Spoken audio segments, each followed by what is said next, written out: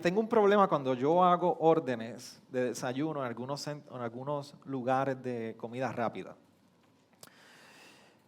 Hay momentos que a mí me da ese deseo de poder comer un burrito de desayuno.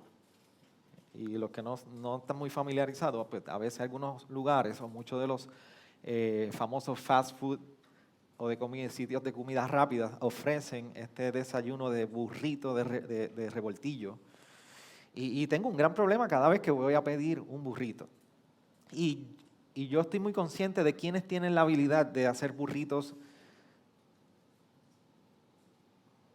frescos o no prefabricados. Porque yo no tolero la salchicha. A mí la salchicha picante y esa salchicha no me gusta. Nunca me ha gustado. Y hay muchos lugares que ya es por dado que el burrito tiene que tener salchicha. Y lo más increíble y lo más decepcionante es cuando voy y pido, y en la foto se ve tan atractivo ese burrito que yo le pido, le digo, por favor, quiero el burrito como sale solamente sin salchicha. Caballero, no podemos ofrecerle el burrito sin salchicha, ya viene con la salchicha incluida. Así que cada vez que usted vaya sabe que lo que le están ofreciendo es un burrito frío, preempaquetado y simplemente no lo preparan al momento. Esa es la manera de usted poder detectar si el burrito es preparado al momento. Pero ¿por qué traigo esto? Porque a veces nosotros queremos hacer unas órdenes en unos restaurantes que sean conforme a nuestro deseo. Y pareciera que aunque este pasaje no tiene que ver, te lo digo desde ahora, ni con burrito, ni con revoltillo, y mucho menos que con salchicha, la realidad es que me recordó muchísimo las veces que tú y yo nos queremos acercar a un menú de comida en algún establecimiento y queremos el plato pero sin algún detalle. Yo tengo un gran amigo, y no puedo mencionar el nombre aquí porque gran parte de ustedes lo va a conocer, que cada vez que pide un plato de comida, algo tiene que quitarle o algo tiene que pedirle que no esté incluido. Y está bien, porque como dice el famoso dicho puertorriqueño, para los gustos, ¿los qué? Los colores. Pero aquí cuando nosotros nos estamos acercando a esta escena, pareciera que hay muchísimas cosas de Dios que el pueblo quiere, pero hay ciertos detalles que pareciera que no quieren. Por eso cuando leemos el verso del 17 al 27 en el capítulo 10 de 1 de Samuel, que fue donde nos quedamos la semana pasada, retomando la serie de Se busca un rey, en 1 de Samuel, dice así la palabra y se puede quedar ahí sentado por hoy. Después Samuel convocó al pueblo delante del Señor en Mizpa y dijo a los hijos de Israel, así dice el Señor Dios de Israel, yo saqué a Israel de Egipto y os libré del poder de los egipcios y del poder de todos los reinos que os oprimían. Pero vosotros habéis rechazado hoy a vuestro Dios, que os libra de todas vuestras calamidades y vuestras angustias. Y habéis dicho, no, sino pon un rey sobre nosotros. Ahora pues, presentaos delante del Señor por vuestras tribus y por vuestras familias. Samuel hizo que se acercaran todas las tribus de Israel. Y fue escogida por sorteo la tribu de Benjamín. Entonces hizo que se acercara la tribu de Benjamín por sus familias y fue escogida la familia de Matri. Y Saúl, hijo de Cis, fue escogido. Pero cuando lo hallaron cuando lo buscaron no lo pudieron hallar. Volvieron pues a inquirir del Señor. ¿Ha llegado ya el hombre aquí? Y el Señor respondió, he aquí, está escondido junto al bagaje. Corrieron y lo trajeron de allí y cuando estuvo en medio del pueblo y de los hombros, de los hombros arriba sobrepasaba a todo el pueblo. Y Samuel dijo a todo el pueblo, ¿veis al que el Señor ha escogido? En verdad que no hay otro como él entre todo el pueblo. Entonces todo el pueblo gritó y dijo, viva el rey. Entonces Samuel dio al pueblo las ordenanzas del reino. y las escribió en el libro, el cual puso delante del Señor, y despidió Samuel a todo el pueblo, cada uno a su casa. También Saúl se fue a su casa en Gibeá, y con él fueron los valientes cuyos corazones Dios había tocado. Pero ciertos hombres indignos dijeron: ¿cómo puede éste salvarnos? Y lo menospreciaron y no le trajeron presente alguno, mas él guardó silencio. Hasta aquí nosotros habíamos estado hablando de cómo Dios había estado o ha estado en este punto de la historia dirigiendo y guiando los pasos del pueblo. Y estaba guiando los pasos del pueblo a pesar del pecado de su pueblo. Pero también a pesar, y como terminaba el pasaje de la vez anterior, a pesar de que nadie veía lo que Dios estaba haciendo en lo secreto. Así que hasta la fecha de este momento, a este momento de la historia de Samuel, del libro de Samuel, Dios ha estado comprometido en guiar a su pueblo, a pesar de su pecado. A pesar del pecado grave de que el mismo pueblo está rechazando a su Dios como rey. No, ponnos otro rey, un rey como las demás naciones. Queremos que sean como las demás naciones. Que Israel sea igual a las demás naciones. Queremos tener un rey. Mientras Dios le había recordado a ellos: ustedes se deben distinguir y separar de las demás naciones. Ustedes son mi pueblo y yo soy su Dios. Pero aquí entonces, cuando llegamos al verso 17 hasta el 27, en estos 10 versos, ¿qué estamos viendo?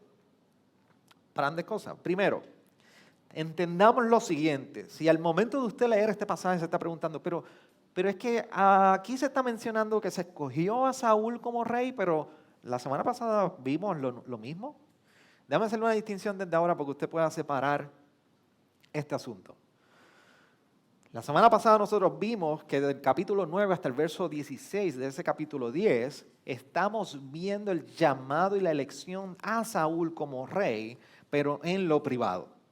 Ahora lo que estamos viendo es cómo Dios está escogiendo en lo público a Saúl. Por eso la escena en la cual comienza con una gran convocatoria, que prácticamente es Samuel dando una convocatoria de parte del Señor al pueblo. Ahora en esta gran convocatoria, el pueblo tendría que presentarse delante del soberano, delante del Señor. Y por eso es que Samuel, en esos versos 17 y 19, está convocando a todo el pueblo. Pero hay un mensaje de parte del Señor al pueblo. ¿Y qué es lo que está recordando? ¿Qué más bien está compartiendo el Señor hacia su pueblo? Lo primero que está haciendo es, les está recordando cómo Él los sacó de Egipto. Cómo Él desde los inicios de esta nación estuvo con Él y los sacó y los libró de toda angustia y los libró de toda calamidad. Eso es lo que le está recordando Dios. Y les está recordando: a pesar de cómo yo he estado con ustedes, ustedes me han rechazado. Eso es lo que nosotros vemos en esos versos. Ahora, a pesar de eso, Dios le dice: preséntense delante de mí, todas las tribus. Y del verso 20 al 24 nosotros vemos que entonces se presentan las tribus delante del Señor. Y por sorteo Dios escoge la tribu de Benjamín. Y ya del pasaje anterior todos sabemos que precisamente Saúl, hijo de Cis, es benjamita. Y de allí entonces cae la suerte sobre Saúl. Y se escoge a Saúl. Pero lo curioso es que Saúl ahora no se le dio el frío olímpico. Se fue, meditó en su casa cuando Samuel tuvo la conversación con él. Y al ver todo aquel gentío, al parecer, tuvo miedo. No sé, quizás tenía una indigestión de estómago, quizás estaba nervioso. Pero nos dice el pasaje, yo no sé cuál era el asunto que estaba experimentando Saúl, pero lo que nos dice el pasaje es que precisamente estaba escondido. Y lo estaban buscando, y el pueblo estaba buscando al rey. Y miren cómo el autor nos sigue dando unos destellos de cómo Dios está interviniendo con la nación y cuidando a su pueblo, porque el pueblo está buscando al rey, pero nadie sabe decir dónde está el rey. Es precisamente Dios el único que puede identificar y decir: Él está allí escondido. y busquen aquel bagaje. Y allí detrás está él. Así que cuando van, el autor es muy general, muy rápido. No sabemos si pasaron horas, días. Solamente nos dice que Dios les recuerda y les dice, he aquí está escondido junto al bagaje en el versículo 22. Lo traen, a pesar de que está escondido, y Samuel les recuerda, este es el rey. Esto es lo que Dios ha dicho que es el rey. Y allí comienza todo el pueblo ansioso y deseoso de tener un rey, diciendo, viva el rey, viva el rey. Y dice que allí se levantó Saúl, y cuando se levantó en el versículo 23 dice que él sobrepasaba de los hombros para arriba a todo el pueblo. Ustedes saben que esta semana comenzó el jueves pasado la fiesta de la calle San Sebastián, y uno de los que se los dedicaron es a nuestro gran Pico. Búsquese las imágenes porque me recordó esta escena, porque Piculín bajando la calle para el reconocimiento de la inauguración, y era de los hombros para arriba el más alto en toda la multitud allí en la calle de San Sebastián. Pero una escena muy similar. Saúl es escogido como rey. Pero ahí no queda nada, no se queda esto. Porque del verso 25 al 27 lo que estamos viendo es que ahora Dios no solamente, a pesar del rechazo, responde al pueblo, responde en compasión, provee un rey, pero ahora también Dios está poniendo los términos del reino. Ahora Dios les va a decir, está bien, ustedes quieren rey, yo les estoy dando un rey. Que los va a librar en el capítulo anterior nos está recordando que este rey los iba a librar del pueblo filisteo. Este rey los iba a hacer libres. Pero déjenme decirles algo, yo les voy a poner un rey, pero este rey tiene que ser bajo los términos que yo diga. Y por eso es que eso nos dice que entonces Samuel dio las ordenanzas del reino. O sea, cómo iba a ser esta ley, a llevarse a cabo un reinado. Y dice que lo escribió en el libro y la puso delante del Señor. Y ahí entonces Samuel despidió y el Señor despidió a todo el mundo para su casa. Así que hay unos términos de reino, hay unas ordenanzas, y a algunos hombres, como en todos lugares, les pareció bien, se sintieron muy valientes y respondieron, pero como en todo lugar, cuando hay reglas y ordenanzas, ¿qué sucede? Siempre hay gente que resiste. Y allí tenemos unos que comenzaron a preguntarse, ¿cómo puede salvarnos este? Y lo menospreciaron y no le trajeron presente alguno, mas él guardó silencio. Así que vemos una respuesta entre el pueblo muy mixta. Unos respondieron afirmativamente, vamos a seguir al rey, y otros dijeron, para nada, no las muelas de atrás. Ese candidato no es de mí, no me llama la atención. Hasta aquí es lo que estamos viendo nosotros en toda esta narrativa. Pero hay mucho más que nosotros debemos mirar en este pasaje. Lo primero es que Dios ha sido un Dios de gracia, respondiendo y cuidando y guiando a este pueblo a pesar de su rechazo. Ha sido un Dios de gracia que le tuvo que recordar, los he librado de la calamidad y de la angustia. Pero miren esto, no solamente es que ha sido un Dios de gracia porque le ha escogido rey. Le ha traído quien le pueda dar dirección y protección. No solamente esto. El autor nos recuerda que hay una gran dependencia del pueblo ante lo que es la búsqueda de un rey. Hay una gran dependencia del pueblo hacia su rey soberano, hacia su Señor. ¿Por qué? Porque solamente en el poder de Dios el pueblo podía proceder.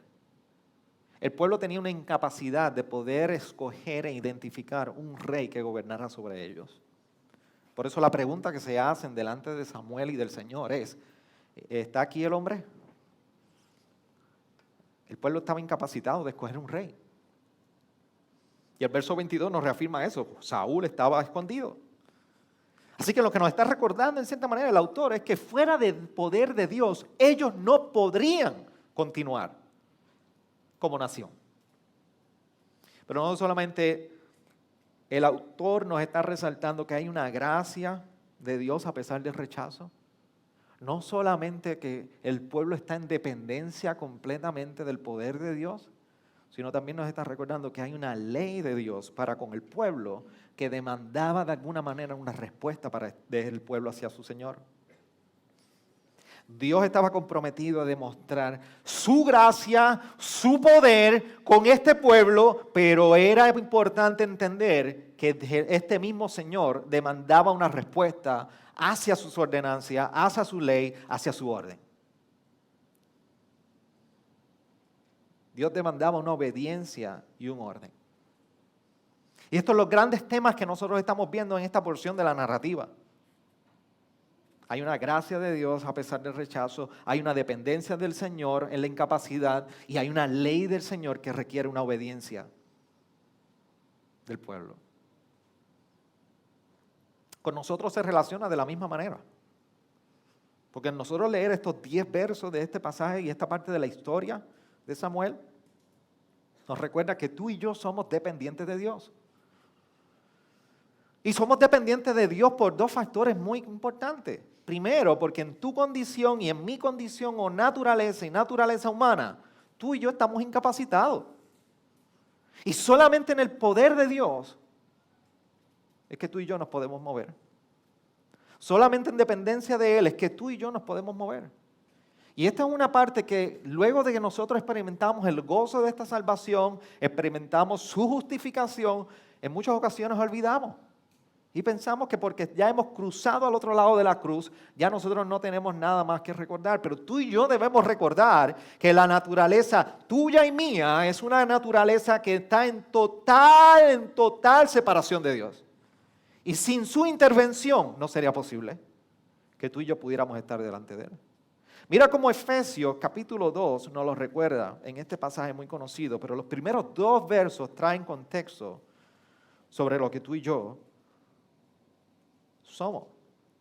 Dice, Él nos dio vida a vosotros que estabais muertos en vuestros delitos y pecados, en los cuales anduvisteis en otro tiempo según la corriente de este mundo, conforme al príncipe de la potestad del aire, el espíritu que ahora opera en los hijos de desobediencia. Esa es la procedencia y el fundamento de tu naturaleza humana y mi naturaleza humana. Pero no solamente esto, que para la vida espiritual y el crecimiento en la vida espiritual, tú y yo somos dependientes de Él. No solamente hemos estado incapacitados y necesitamos su intervención en nuestra incapacidad moral y en nuestra incapacidad pecaminosa, sino que también en un crecimiento espiritual tú y yo somos dependientes. Así que no hay un momento dado en esta línea de nuestra relación cristiana y espiritual con nuestro Salvador donde tú y yo no somos dependientes de Él. Por eso Jesús mismo en sus palabras en Juan 15:5 nos recordaba, yo soy la vid, vosotros los sarmientos. El que permanece en mí y yo en él, ese da mucho fruto. Porque separados de mí, nada podéis ¿qué? Hacer. Recuérdate esto, separados de mí, nada podéis ¿qué? Hacer.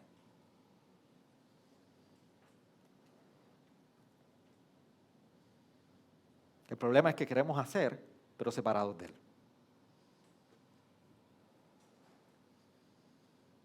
Queremos hacer separados de Él. No solamente somos dependientes en Él.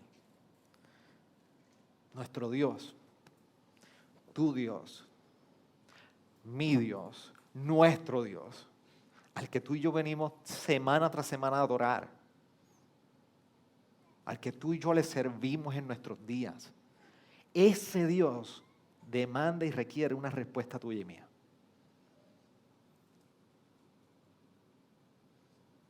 Este Dios requiere una respuesta tuya y requiere una respuesta mía. Requiere una respuesta de todos nosotros delante de Él. Por múltiples razones. La palabra nos recuerda que Él ha transformado nuestros corazones y ha colocado su ley en nuestros corazones. Miren cómo Hebreos 10, versos 16 y 18 lo dice. Este es el pacto que haré con ellos. Después de aquellos días, dice el Señor, pondré mis leyes en su corazón y en su mente las escribiré. añade, y nunca más me acordaré de sus pecados y de sus iniquidades. Y nunca más me acordaré de sus pecados y de sus iniquidades.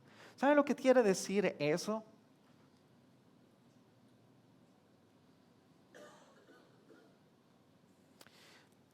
A los perros o los animales, nosotros le ponemos algún tipo de grillete, collar o algo que le identifique. Y cuando yo leo esta porción del texto, lo que pareciera es como si tú y yo tuviéramos algún tipo de grillete en una pierna o un brazo. Y los que nos vienen y nos quitan ese grillete y nos dicen, vete. No me acordaré de tus pecados y de tus iniquidades. Esta es la obra de salvación que tú y yo hemos experimentado en la cruz.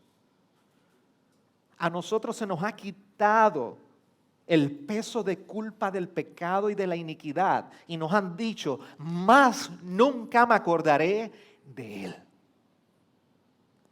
Y que Él haya colocado su ley en nuestros corazones no significa que ahora tú y yo nos acercamos en los términos del cumplimiento de una perfección de la ley. Lo que significa es que ante tal obra de salvación, ante tal obra de libertad, en nosotros, el que ha experimentado realmente esa regeneración, esa transformación y esa libertad, no hay otro deseo que no sea vivir para Él. Y ahora nuestros corazones, el mayor deseo que desean perseguir, valga la redundancia, es precisamente el poder agradar y servir y vivir en obediencia a aquel que ha dicho, no me acordaré más de tus iniquidades y de tus pecados. De ese verso 17 en Hebreos 10, lo que implica es que se nos ha hecho libre. Entonces, al punto que acabo de mencionar, de que Dios, nuestro Dios, requiere una respuesta en nosotros, es porque precisamente ha transformado nuestros corazones y ha puesto su ley en nosotros. Pero la segunda, ligado a esto, es porque entonces tú y yo respondemos a su ley, porque apreciamos precisamente la libertad que se nos ha dado. Por esta razón, Gálatas, Santiago, Colosenses, Efesios, en un sinnúmero de pasajes se nos recuerda esta gran verdad. Y siempre voy a mencionar uno, Gálatas 5:16, nos dice, digo pues, andad por el Espíritu y no cumpliréis el deseo de la carne.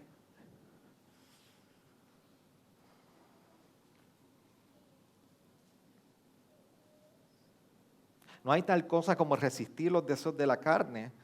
Sin la ley del Señor no están en nuestros corazones. ¿Usted puede entender eso? Que usted y yo no podemos resistir los deseos de la carne si no es en el poder de su Espíritu. Y si usted no ha sido transformado y el Espíritu Santo no ha obrado en ustedes para transformar a salvación y a cambiar un corazón de piedra en uno de carne, no hay manera que pueda luchar en su propia carne. La única manera que tú y yo podemos responder a nuestro Señor es en el poder de su Espíritu. Entonces, que recuerde estas dos cosas. Tú y yo somos dependientes en Él, desde nuestra condición y naturaleza pecaminosa hasta en nuestro crecimiento espiritual. Y tú y yo requerimos una respuesta, se nos requiere una respuesta delante de Él, en obediencia por lo que Él hizo en nosotros. El problema que nosotros tenemos en nuestro contexto sumamente legalista y con nuestro pasado y nuestra trayectoria y nuestra influencia en otros lugares, es que siempre venimos delante del Señor pensando que hay algo que tú y yo podemos hacer para ganar el favor de Dios. Siempre hay algo, algún momento en la historia de nuestra vida cristiana o algún momento de nuestra vida que pensamos que nosotros nos debemos sentir cerca de Dios por lo que hacemos. Y la realidad del Evangelio es que no hay nada que tú puedas hacer para ser digno de estar cerca de Él y tener favor delante de Él. Todo está en los méritos de Cristo. Entonces, cuando hablamos de santidad, cuando hablamos de obediencia, cuando hablamos de respuesta, cuando hablamos de ajustar nuestras vidas, cuando hablamos de ajustar nuestras rutinas, nuestros pasos, nuestras decisiones, nuestra mente, como dice Romanos 12, partimos erróneamente. Partimos de pensar que eso nos da favor y no partimos en respuesta a la bondad de Dios hacia nuestra vida. Así que si ustedes miran lo que está sucediendo, en lo que nos está compartiendo el autor en estos 10 versos que nos está diciendo, Dios les recuerda al pueblo su gran bondad y aún en su pecado tiene tanta gracia que le da lo que le piden. Y está esperando que por respuesta a su bondad el pueblo le siga en sus términos en obediencia. Y aún así nos dice el pasaje y nos recuerda que en algún rincón de donde estaba el pueblo, habían 2 o 3 que menospreciaban al rey dado por Dios, bajo las ordenanzas de Dios, y aún así no supieron apreciar la bondad de Dios.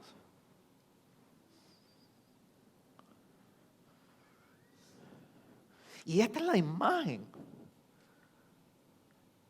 de un Dios compasivo y lleno de gracia.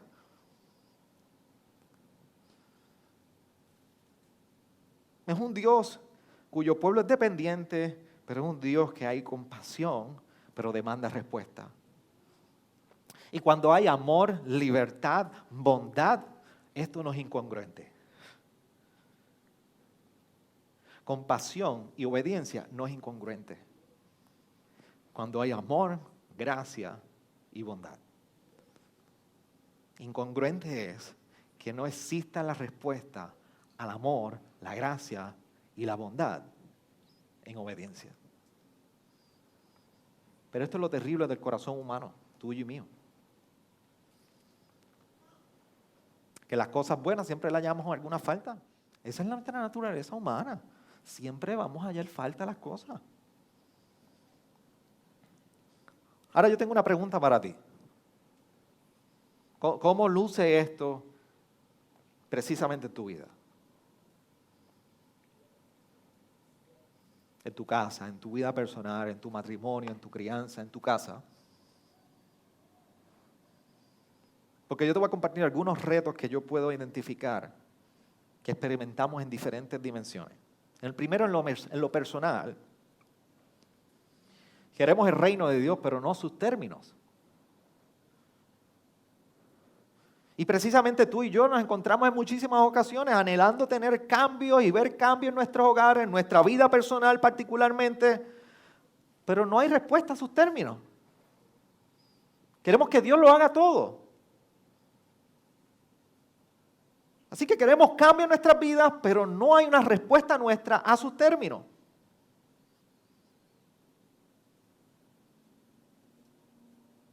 Como iglesia, Gracia Redentora, allá, otras iglesias, cada cual con su asunto. Pero como iglesia aquí, tengamos muchísimo cuidado de nosotros querer hacer muchísimo fuera del poder de Dios. El pueblo pedía, pero Dios le deja saber, fuera de mi poder, ustedes nada podían hacer. Jesús mismo en sus palabras en Juan 15:5 no solamente son unas palabras individuales para cada uno de nosotros como discípulos, son las palabras también para su iglesia como cuerpo. Y ¿sabes qué? La responsabilidad no es de los 4 pastores nada más. La responsabilidad de todo el cuerpo de Cristo. El día que los pastores sean dictadores, la cosa es distinta. Pero que yo tenga entendido, ninguno de nosotros 4 somos dictadores en su vida, ni se nos ha llamado. Primera de Pedro 5 es muy claro. Imite lo bueno de nosotros y lo feo, ore por el Señor por nosotros. Pero usted tiene responsabilidad en cómo respondemos a los términos del reino de Dios, aún como iglesia. Por eso es que hoy debemos ser recordados que somos dependientes del Evangelio para la unidad, para el amor y para el ejercicio de compasión entre nosotros. Y déjeme decirle algo más. Y para testificar a un mundo allá afuera, necesitamos del poder del Evangelio. Somos dependientes de ese poder del Evangelio. Así que usted se puede apuntar y puede pintar lo que usted quiera pintar con nosotros de necesidad. Y usted puede hacer lo que quiera hacer. Y a usted también le importa bien poco lo que nosotros hacemos, no es parte de ello. Pero en los dos extremos tenemos que mirar. Dios nos ha llamado a caminar en el poder del Evangelio. Y eso significa que me pongo los zapatos, me amarro bien los zapatos, me ajusto bien la correa, me ajusto bien la vestimenta cristiana que tengo y metemos manos todo el mundo en el poder del Evangelio.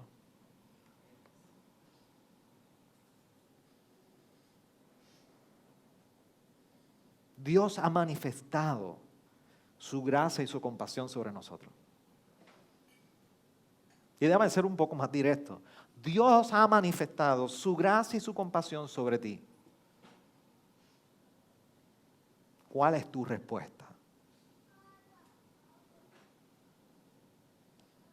¿Cuán dependiente tú eres de Él?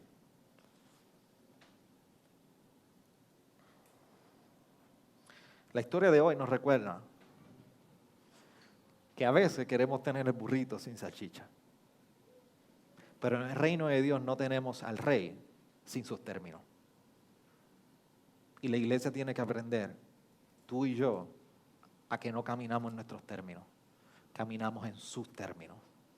Por eso Él requiere una obediencia, una respuesta tuya y mía en todo momento. Por eso la pregunta que tú te tienes que hacer es, ¿cuál es tu respuesta a Él? Inclina tu rostro ahí donde estás.